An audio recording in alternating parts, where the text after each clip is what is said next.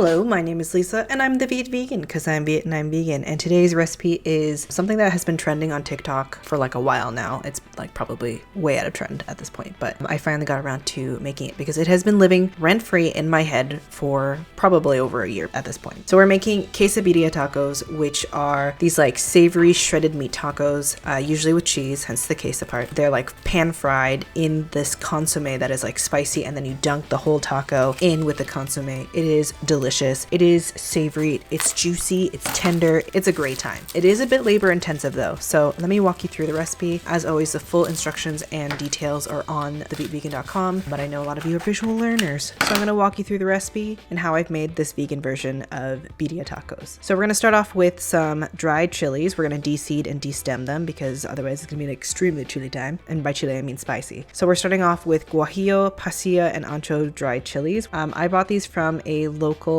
market. It's about like 20-25 minutes away from where I live. If you have like an Asian market that has like Mexican ingredients or Latina ingredients, take advantage of that. I took it for granted because when I lived in Hamilton, it was at like my local market. It was at my Asian market. It was like really easy to find. But now I have to go to specialty markets to get it. I went to America Latina Grocery, I can't remember exactly. I have it linked in my blog post. If you want it to be like even spicier, you can add like 2 arbol chilies as well. I didn't. This birria was like the perfect amount of spice. It was like a slow building heat, but it doesn't like get into scary territory. It's just a perfect level of like consistent but good spicy. Anyway, if you want it spicier, add about 2 de-seeded, de-stemmed arbol chilies. So we're going to boil them in a pot of water. This is about 3 cups of water with all these chilies. I didn't cover it here, but you should cover it. I ended up adding a little bit extra water. Definitely cook with them covered. It'll be easier, and then you'll just want to turn them around in the water to make sure that everything is getting hydrated through. Once your chilies are boiling, in another pot, like I'm using a very large stock pot because it's going to make a lot of liquid. Over medium-high heat, I seared the quartered white onion, garlic cloves, and 2 medium-sized quartered tomatoes. You're going to see them get like a little bit of char. That is good because that's going to add a little bit more depth to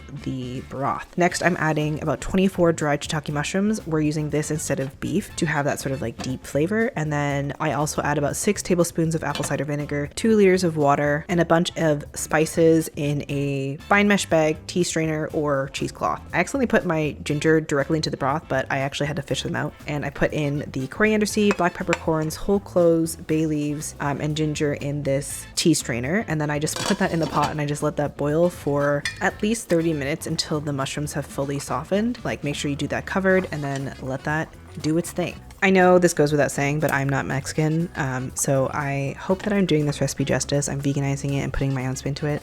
Like, as you can tell, I'm cooking with chopsticks. Like, I cook in my manner, which is like a amalgamation of different cultures, but mostly Vietnamese. A lot of the techniques that I use to make this broth a bit more beefy is a lot of stuff that I've learned from cooking my pho recipe, which I have updated if you want to check that out. But anyway, this is not a traditional Mexican recipe, obviously, but this is made with a lot of homage to the original. Once the chilies have finished boiling, you can remove them from heat and let them cool enough before they go in the blender. My blender is intense, so I just like poured that in there. And so in that blender, you're gonna take the chilies, the boiled chili water, so everything that's in that pot, and then everything in the stock pot except for the mushrooms, so the spices, the broth in the tea bag, onion, garlic, tomato, all of that, plus 3 vegan beef style bouillon cubes. I got it from Bulk Barn, 2 tablespoons of mushroom broth powder, and about 1/8 teaspoon of MSG. Blend until completely pureed and then add back into the pot. If your blender isn't powerful enough, you can pour this through like a fine mesh strainer, and then you can just sort of sieve that out. You can put it back in the blender and then keep on blending until you don't have any like bigger solids, or you can just discard what you can't blend and just throw that out. Don't worry, we're gonna put the mushrooms back into the pot to keep on cooking and extract more of that mushroomy deep flavor. And then when this whole process is done, you can cut these up and put them in with your shredded soy curls or whatever vegan protein you're gonna be putting instead. But I live with mushroom haters who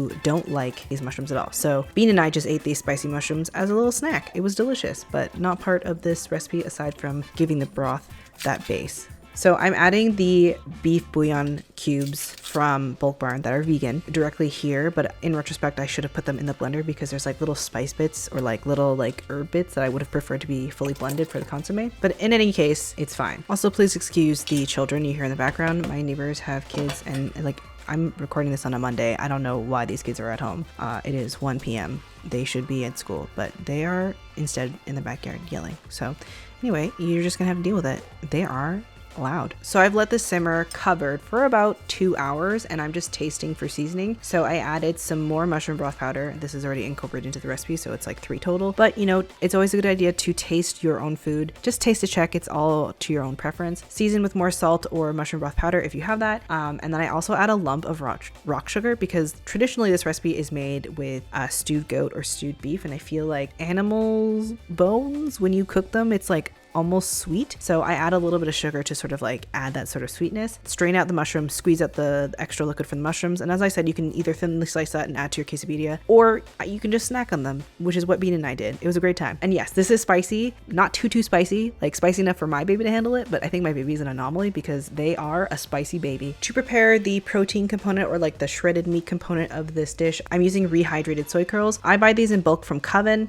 You can order them online. They're Butler soy curls. It's also fairly affordable, especially if you buy it in bulk. But if you don't have access to soy curls, you can use shredded tofu, you can use shredded jackfruit. I have more details and suggestions on the recipe post if you want to check that out. But yeah, I cook it with some birria consomme with an extra bit of oil and some more seasoning. Just make sure everything is like adequately seasoned as you're going through. Oh my god, I think the children went inside. Okay, so to make the tacos, the magic of these birria tacos is that you dunk the tortillas in the consomme to get that like base layer of flavor. Typically in the non-vegan recipe, there's like a lot of fat at the top, so it makes the tacos very crisp. Obviously with this recipe, there's just not enough oil for that to happen. So I add extra oil to the pan to get that sort of crisp, delicious flavor. Do that, and then you're going to dunk the tortillas in the consomme, then add a layer of vegan cheese, then the birria soy curls, and then more vegan cheese, and then flip and cook until both sides are crispy. Now, traditionally in this recipe, it's usually made with like queso blanco. I don't have that, obviously, because I'm vegan, and there's not really like a vegan alternative for that. So I just use either Violife mozzarella or Violife cheddar, whichever you like. I forgot to add oil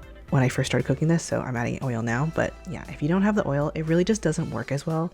Like it'll work, but you will have soggy tacos. But if you want crisp tacos, you need the oil. So yeah, fry both sides until they are crisp, and then you serve with a generous squeeze of lime juice, diced white onion, cilantro, and of course a nice little pot of that consomme dippy sauce. Oh my god, it is so good. It's so delicious. And as I've said, this recipe makes a lot, like 32 tacos. That's like 8 servings of tacos. It is a great time. I usually store the leftover consomme in the fridge, and I end up using all of the consomme for the tacos, the dipping, a second batch of soy curls. So I would make like a half pound of soy curls at a time per batch, but the recipe calls for 1 pound, so this will make the whole recipe. But if you only have half a pound of soy curls and you want to use the other half of the consomme, I've seen people use the broth for birria ramen, which sounds delicious and super unctuous. So I definitely want to try that one day. But these tacos just have like a chokehold on our family, so we just eat these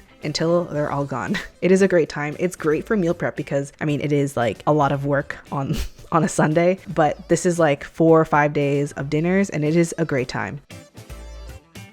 As always, the recipe is on thevietvegan.com. I'll have it linked in the description down below. Let me know if you try it, and please enjoy this taste test that Eddie did.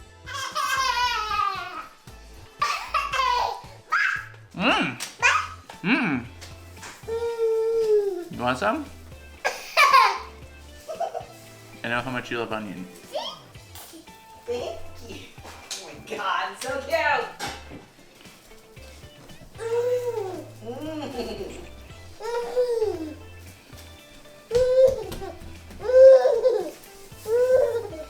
How do you smolder? Do you know? You're looking at the wrong. I am not a smolderer.